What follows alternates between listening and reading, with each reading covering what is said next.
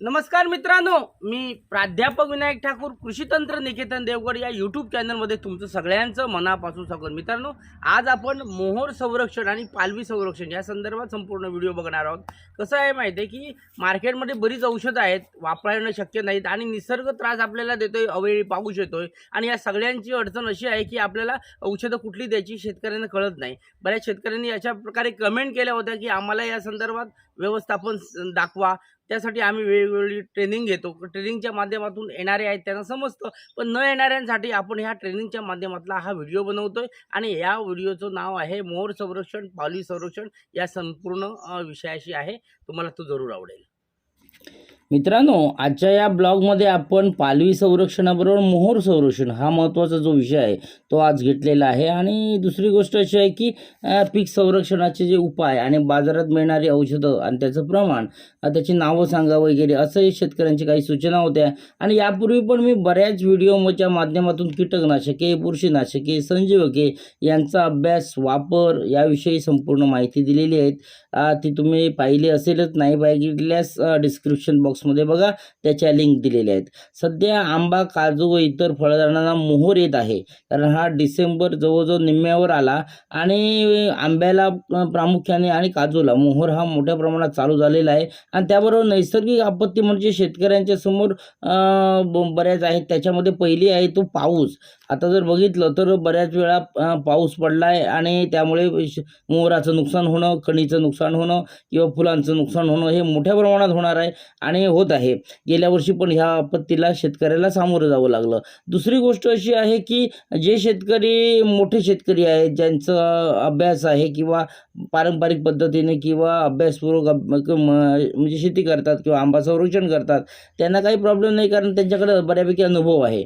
पण जे छोटे शेतकरी आहेत किंवा लहान शेतकरी आहेत, त्यांना काही वेळापत्रक देणं गरजेचं आहे किंवा औषधाचं समीकरण समजून सांगणं महत्त्वाचं आहे।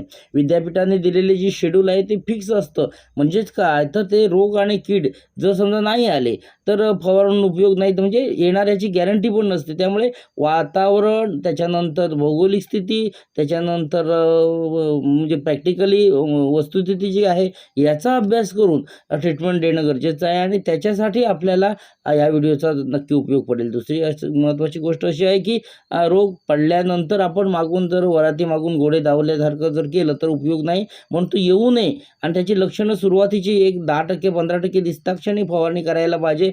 आणि यासाठी आपण लक्षणं शोधायला पाहिजे, आपल्या बागेमध्ये सातत्याने आपण फिरायला पाहिजे। आणि महत्त्वाची गोष्ट अशी आहे की त्यानुसार मग औषधं उपचार करायला पाहिजे। पण औषधं कुठली वापरायची, कशी वापरायची, किती प्रमाणात वापरायची, कारण दुकानदार जो आहे तो तुम्हाला काय करणार, ज्याच्याकडे जास्त कमिशन आहे तीच औषधं तुम्हाला सांगणार घ्या म्हणून। त्यामुळे तुमचा अभ्यास असणं गरजेचं आहे। आणि विद्यापीठाच्या एखाद्या अधिकाऱ्याकडे जर तुम्ही जालतो म्हणून त्यांच्याकडे वेळ नसतो किंवा तुमच्या बागेत जाणं त्यांना शक्य नसतं, त्यामुळे तुम्ही काय करायचं की स्वतः अभ्यास करणं आणि त्यानुसार आपल्या औषधं आणून फवारणी करणं। कारण जर औषधं चुकली तर फवारणीचा टोटल खर्च फुकट जातो, कारण औषधापेक्षा मनुष्यबळ किंवा फवारणीसाठी लागणारा जो वेळ आहे किंवा पैसे आहेत किंवा मनुष्यबळ आहे याची मजुरी जास्त असते। त्यामुळे योग्य वेळी योग्य औषधं वापरणं हा महत्त्वाचा विषय आहे।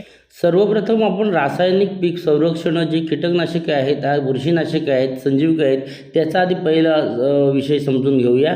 कारण कीटकाच्या अवस्था 4 आहेत: अंडी, अळी, कोश आणि पतंग।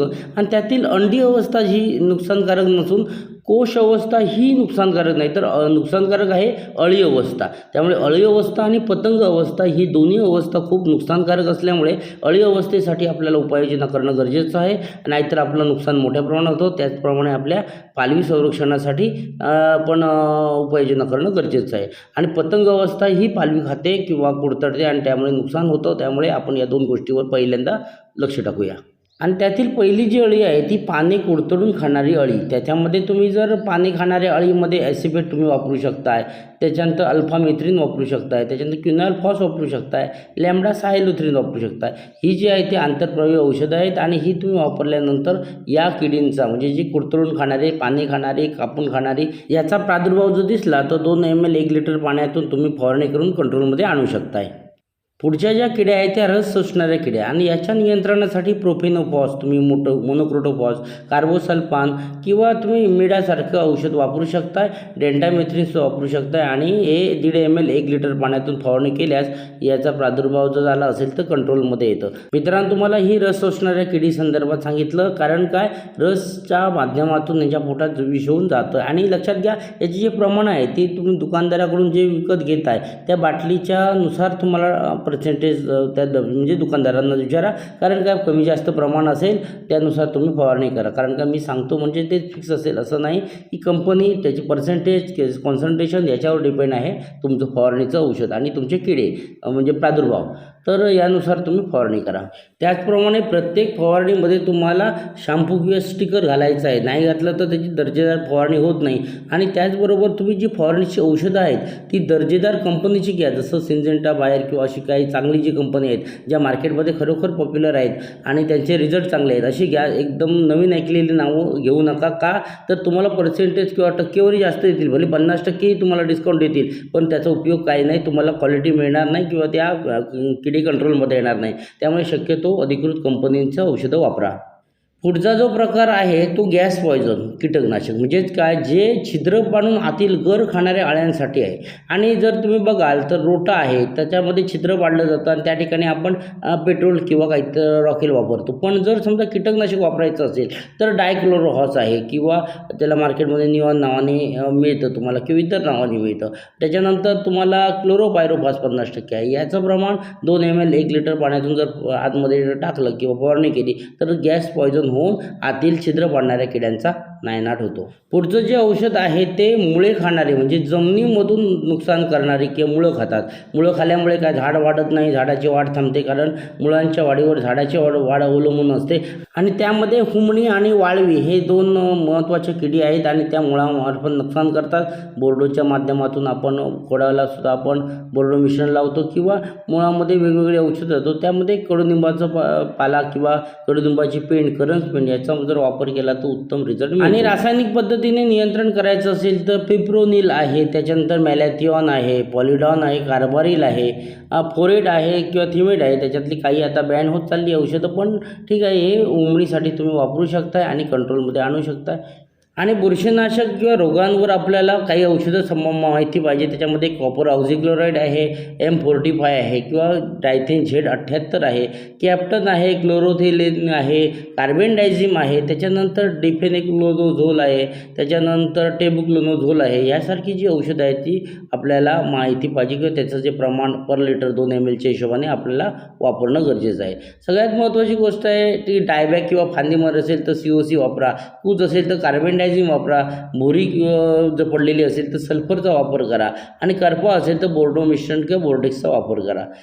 त्याचप्रमाणे मित्रांनो, मोहर संरक्षणासाठी आणि मोहर टिकवण्यासाठी पीक संजीवाचा हा खूप मोठा आहे. आपल्याला माहीत नसतं, शेतकऱ्यांना एक त्याची कल्पना नसते.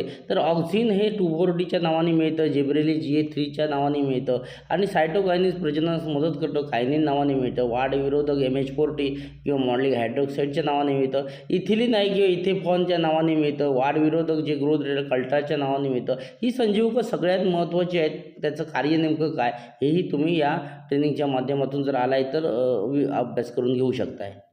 त्याचप्रमाणे फुलोरा न येण्यासाठी आपण ट्राय कंटेनरसारखं संजीवक वापरतो किंवा जिब्रेलिक ॲसिडसारखं संजीवक वापरतो. तर ह्याचाही अभ्यास जर केला तर तुम्ही योग्य वेळी केलं तर साख्याचं प्रमाण कमी करणं हापूसमध्ये किंवा फुलोराचं उत्तम टिकवणं, फलधारणा वाढणं या महत्त्वाच्या गोष्टी आहेत.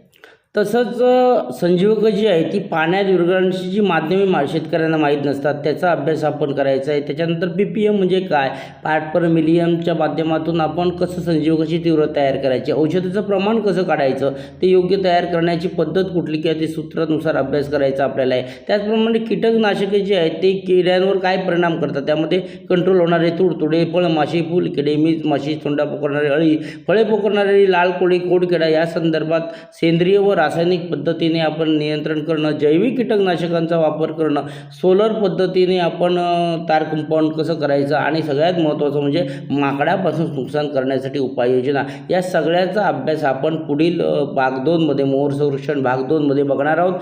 हा व्हिडिओ तुम्हाला आवडेलच आणि पुढचाही व्हिडिओ नक्की आवडेल. त्यासाठी पुढचा व्हिडिओला जरूर बघा किंवा या व्हिडिओला तुम्ही लाईक कमेंट शेअर जरूर करा, सबस्क्राईब पण करा, म्हणजे तुम्हाला पुढील भाग तुम्हाला नक्की समजेल. आणि त्यामध्ये आपण संपूर्ण नैसर्गिक पद्धतीने आणि रासायनिक पद्धतीने कशा पद्धतीने मोहोर संरक्षण करायचं आणि सध्या वातावरणानुसार भौगोलिक स्थितीनुसार कसं संरक्षण करायचं याचा संपूर्ण आपण अभ्यास करूया.